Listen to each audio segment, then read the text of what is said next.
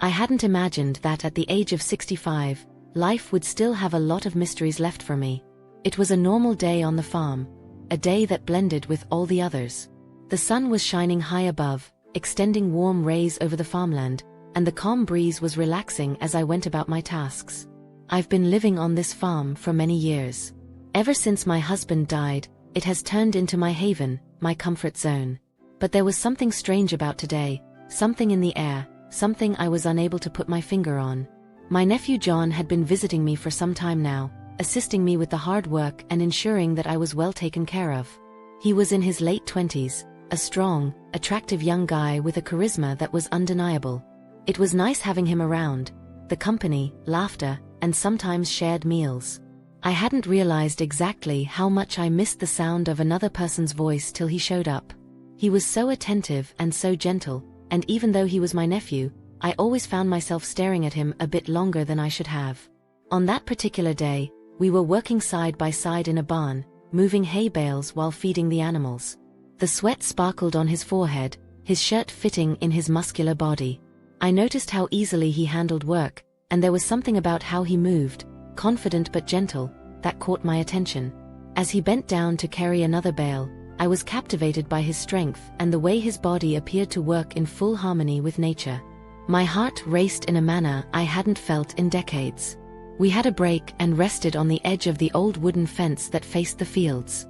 The sky was painted in shades of pink and orange as the sun started to set, casting an inviting glow over everything.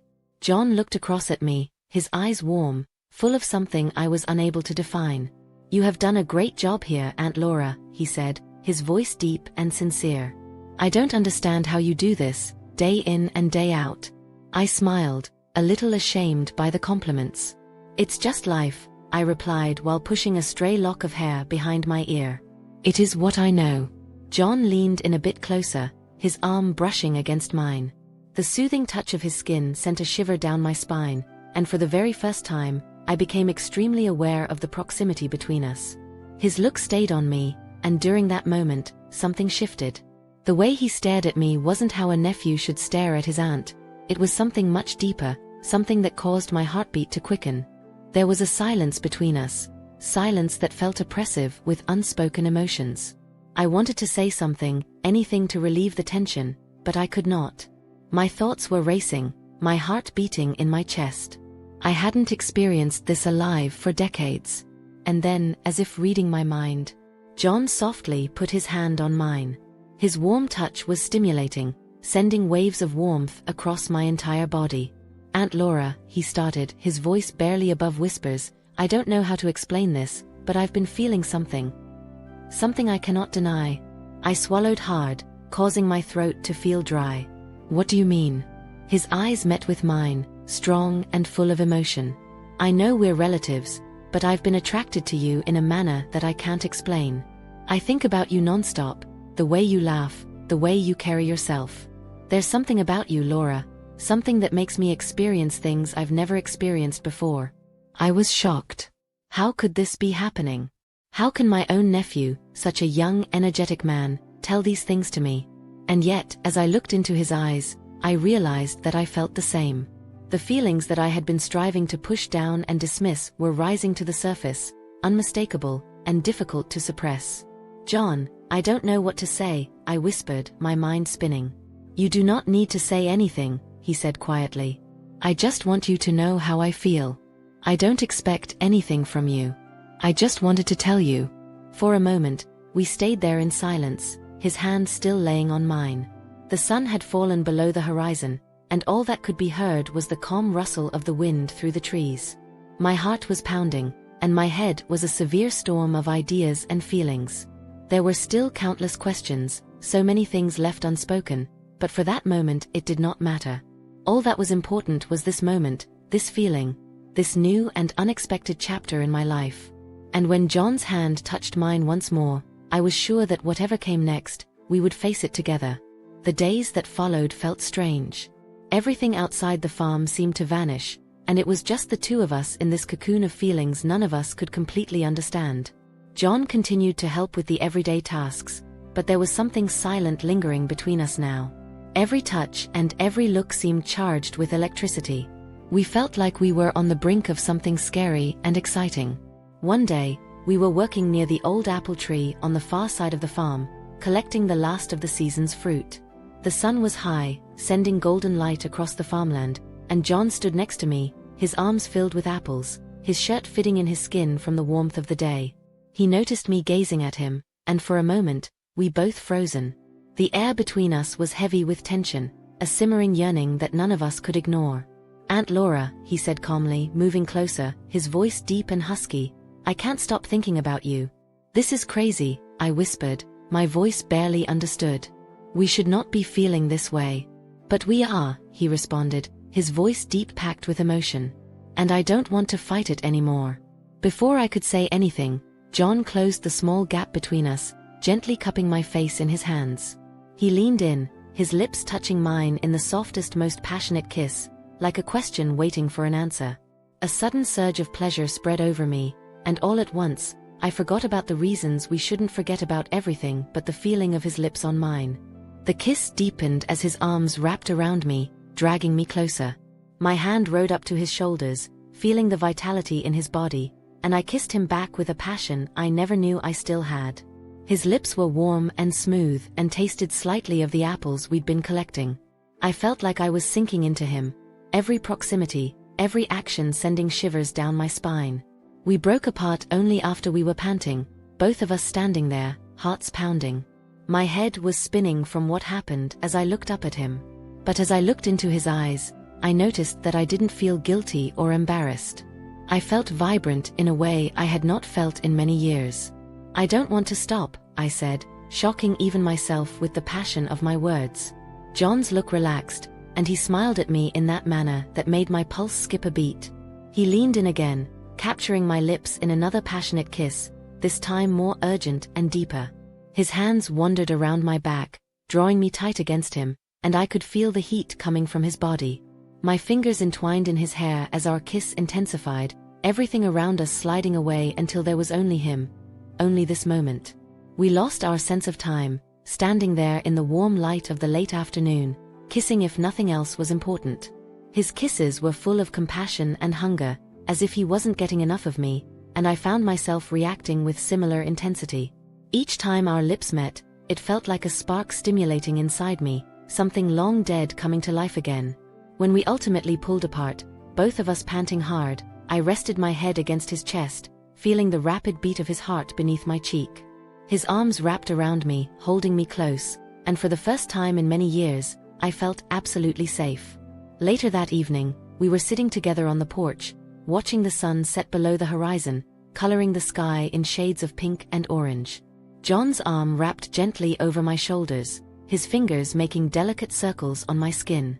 I leaned into him, laying my head on his shoulder, feeling the constant rise and fall of his chest. "I don't know what tomorrow holds," I whispered softly, breaking the comfortable stillness, "but I know that I don't want to face it without you." John looked at me, his eyes filled with warmth and affection. He reached up, softly lifting my chin so that our eyes met. His thumb stroked gently over my lower lip, sending out a shiver over me. "I feel the same way," he said, his voice deep and intimate. "I don't care about what anybody thinks. I only want to be with you." Without waiting for a reply, he kissed me again, lightly at first, then more deeply, his lips moving over mine in a relaxing, sensual cadence that caused my heart to race. His hand slipped up to cradle the back of my neck, holding me in place while his mouth probed mine. The kiss got more intense, more passionate, and I found myself reacting in kind, getting closer to him, craving more. The kisses he gave were wonderful, each one sending waves of pleasure over my body. I felt his hand ride down my arm, his fingers brushing softly across my skin, leaving a trace of goosebumps in their wake. His touch was sensitive but full of determination, and I realized that there was no turning back from this now. We had crossed the boundary, but it didn't terrify me, it excited me. As the night went on, we found ourselves entwined in each other's arms again, this moment with no hesitation, no second guessing. We kissed as if we had all the time in this world, slowly and deeply, enjoying every minute and every touch. His hands moved over me, probing and massaging, and I could feel the excitement developing between us with every second that passed. We spent the whole night together, wrapped in each other's comfort, our kisses getting smoother and more relaxed as the night wore on. Each time our lips connected, it seemed as if we were exchanging something deeper, a bond that went beyond words. His kisses told me all I needed to understand, that he wanted me, that he cared for me, and that this was not just a brief moment. It was genuine, and it was ours. In the tranquility of the night, as we lay there with our bodies entangled, John's lips met mine once again, a delicate, passionate kiss that felt like a promise. His hand softly caressed my face, his thumb massaging across my cheek as he kissed me affectionately, as if savoring every moment. I kissed him back with the same passion, feeling a sense of serenity wash over me. "I'm happy we found each other," I said against his lips, my fingers tracing the line of his jaw. John smiled, his forehead lying on mine. "Me too, more than you think," he said. The whole night, we held each other close, sharing enjoyable kisses and serene moments in the inviting comfort of my bed. Every touch and every kiss seemed like a reminder that this was right, that we had discovered something special, something wonderful. And as I drifted off to sleep in his arms, I knew that no matter what tomorrow held, we would tackle it together, hand in hand. The next days on the farm were like something out of an imagination. We resumed our work, but now every minute was full of delicate touches, shared smiles and stolen kisses. Every time John passed by, his hand would rub against mine, or he'd sneak in a quick kiss when no one was watching. The proximity between us was permeated with a slight passion that simmered just beneath the surface. One evening, after an exhausting day of work, we decided to stroll around the fields as the sun was setting. The cooling breeze vibrated the tall grass around us, and the evening sky was painted in vivid shades of pink and orange. We strolled hand in hand, the stillness between us comfortable, full of the kind of understanding that didn't need words. As we arrived at the top of the hill, John stopped, dragging me closer. His arms wrapped across my waist, and he leaned in, capturing my lips in a deep kiss. The comfort of his body pressing over mine, the tenderness of his lips, how his hands softly cradled my face, it was all incredible. Time was seemingly still as we kissed beneath the dim light, the rest of the planet melting away. "I love you," he whispered on my lips, his voice filled with emotion. Tears flooded in my eyes as I kissed him back, my heart thrilling with joy. "I love you too, John." And as we stood there, held in one another's arms, kissing under the setting sun, I knew that regardless of what difficulties lay ahead, we would face them together. The whole world might not have understood us, but we had found something wonderful, something worthwhile holding on to. And in that moment, I realized that true love was all that matters. We walked back to the farm at night, and John's lips lingered on mine. The comforting feeling of his hug made everything else fade away. The external world didn't exist in this time, it was just the two of us, wrapped up in each other, bathing in the inviting radiance of the setting sun. His hands massaged my back, dragging me even closer as we stood there, kissing softly, profoundly, without hesitation. The passion between us was simmering just under the surface, ready to spill over. "I don't want this night to end," John said, his voice deep filled with desire as he stared into my eyes. I felt exactly the same. The intimacy we shared was undeniable, and I wanted nothing but to let the night flow without limitations. My heart was beating in my chest, and I could feel the attraction between us becoming stronger with every passing second. "Then don't let it," I whispered back, my voice calm but full of meaning. John's face clouded with emotion, and without more words, he grabbed my hand and walked me back to the farmhouse. The walk felt lengthy, each step full of a building feeling of anticipation, our hands entwined, our bodies moving in harmony. By the time we approached the front door, the night had completely settled in, the stars shining above us. But the calm of the farm just enhanced the intimacy between us. Once inside, John gently shut the door behind us and turned to face me. There was something unspoken in the way he stared at me, something deep, natural, filled with love. He came closer, cupping my face in his hands, and kissed me gently at first, then more intensely. His kisses felt like promises, like revelations, and I returned them with similar intensity, my fingers sliding up into his hair as I drew him closer. We staggered into the bedroom, our lips never breaking apart, our bodies pressed together as the need between us increased. John's hands wandered across my body, his touch sending shivers through me, igniting feelings I hadn't felt in many years. His lips ran down my neck, his breath warm on my skin, and I let out a soft hint as the fire between us heightened. clothes were discarded in a blur, and soon we were entwined in each other, skin against skin, the world outside forgotten. His kisses got stronger and deeper, and I reacted in kind-heartedness, my hands caressing the contours of his body.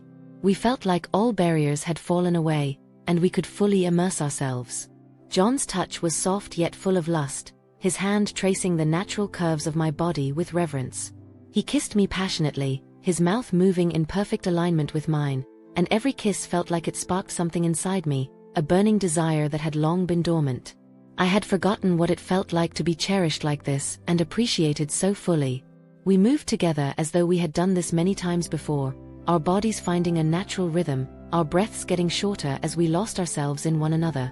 His hands gripped my hips, dragging me closer, and I sent out a soft moan as we became one, the world vanishing into nothing but feeling. It was gradual at first, delicate, as if we were savoring every moment and every touch, but soon it grew more urgent and deeper, triggered by a desire that we could not control. The night stretched on, and we spent it immersed in each other, exploring, touching, kissing, and doing whatever a couple does when they're caught in the heat of the moment. John's whispered words of love covered the air between us, his breath soothing against my skin as he revealed to me how much he cherished me and how much he cared for me.